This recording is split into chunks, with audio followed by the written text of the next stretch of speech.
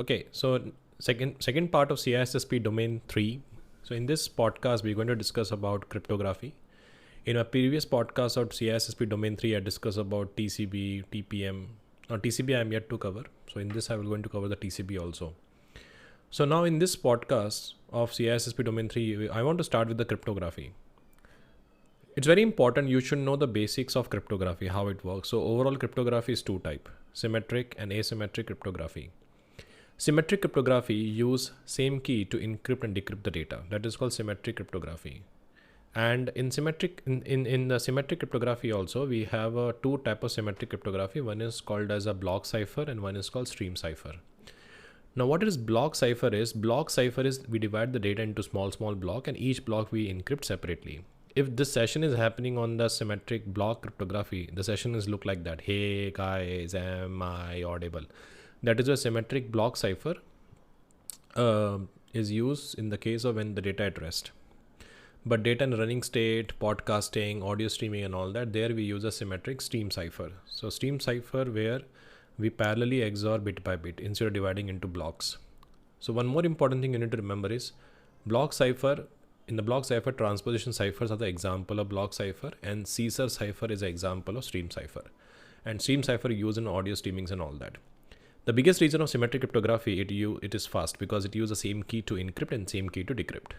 Okay, but primary disadvantage of symmetric cryptography is the key exchange, because if I send the same key over the network, anyone can intercept that.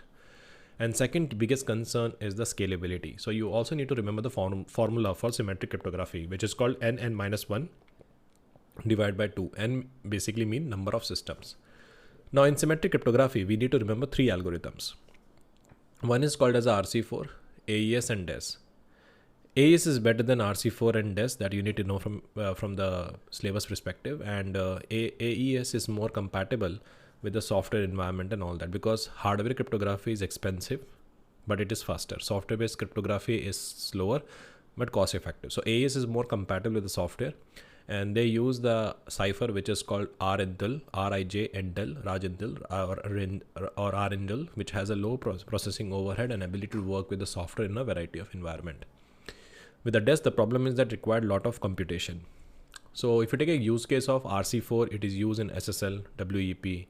If you take an example of AES, it is used in IPsec, TLS, WPA2. So that is why AES is more secure than DES and RC4. Now we have a next called as a asymmetric cryptography, where we use one key to encrypt and one key to decrypt. How it works, you can check my video. So in asymmetric cryptography, we need to remember four algorithms. Okay, one is called RSA.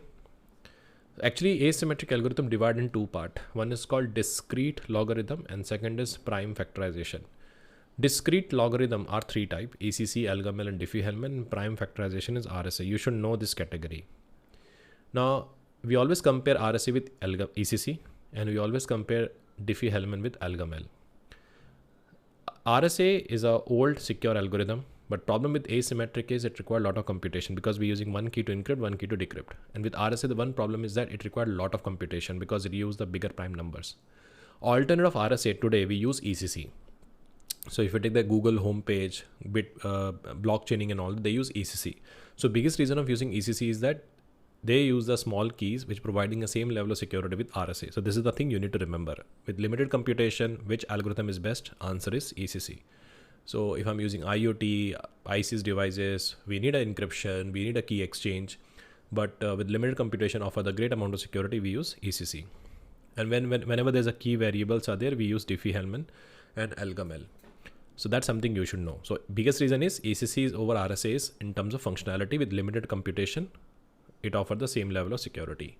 So we use today hybrid cryptography. So we use symmetric key to encrypt the data and we use asymmetric to exchange the key. Now, when you're talking about asymmetric, apart from that, we also have another thing which is called hashing. In hashing, we have a two algorithm that you need to know. One is called SHA, one is called MD5. SHA is more secure than MD5. And there is a one issue with the hashing called as a birthday attack, where two different data can have a same hash value, which is also called as a hash collision. And you can prevent the hash collision by introducing a salting. By salting, you can basically randomize the hashing. You also have a concept of digital signatures, where we're using a public key we're using a private key of a sender to encrypt the hash of the message, and with the help of sender public key, we verify the authenticity of the message. So that something is there. So decentralized signature offer the data authenticity and user non-repudiation. Now in the cryptography, key management is very important, because if key is compromised, data is compromised. If key is lost, data is lost.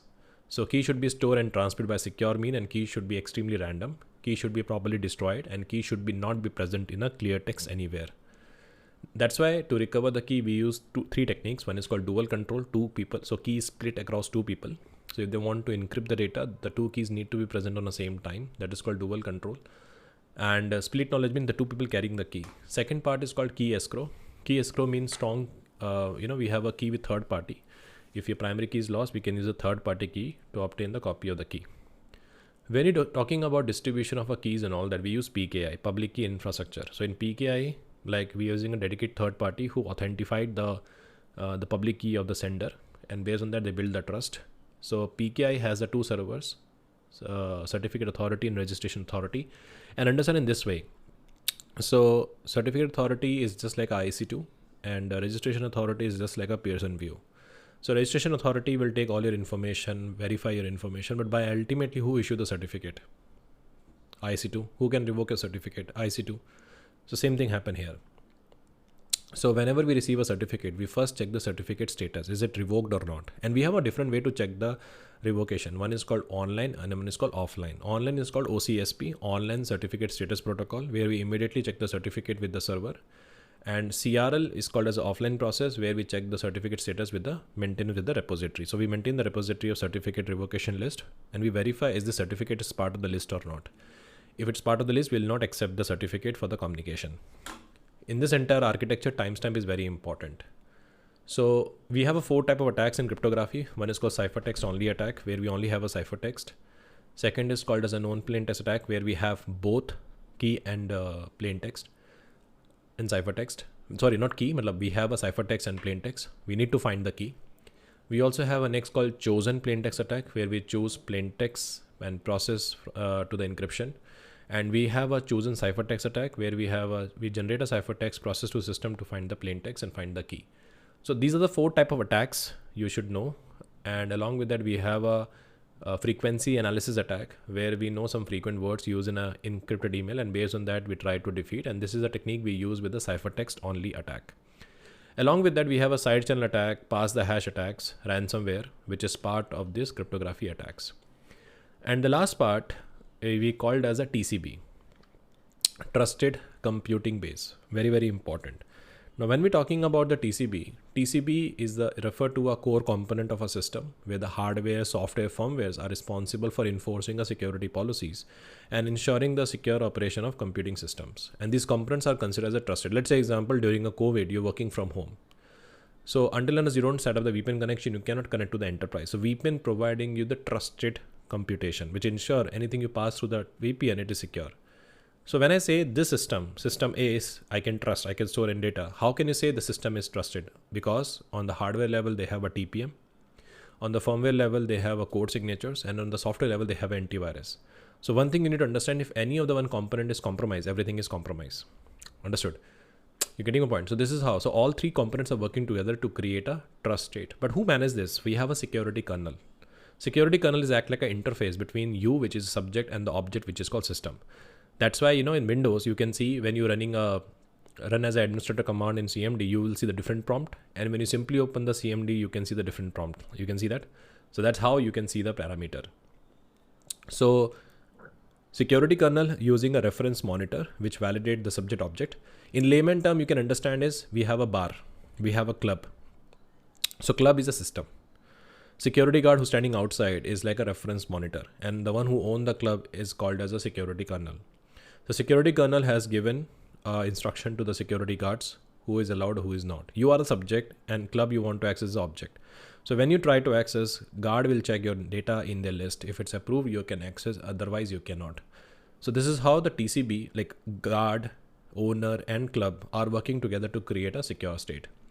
So in the context, TCB is playing a very important role as a part of a security design principle. So I'm sure these pointers are clear, and in my next podcast, I'm going to discuss about the physical security. Do let me know in the comments, how do you find this podcast? Thank you so much. Good day. Bye.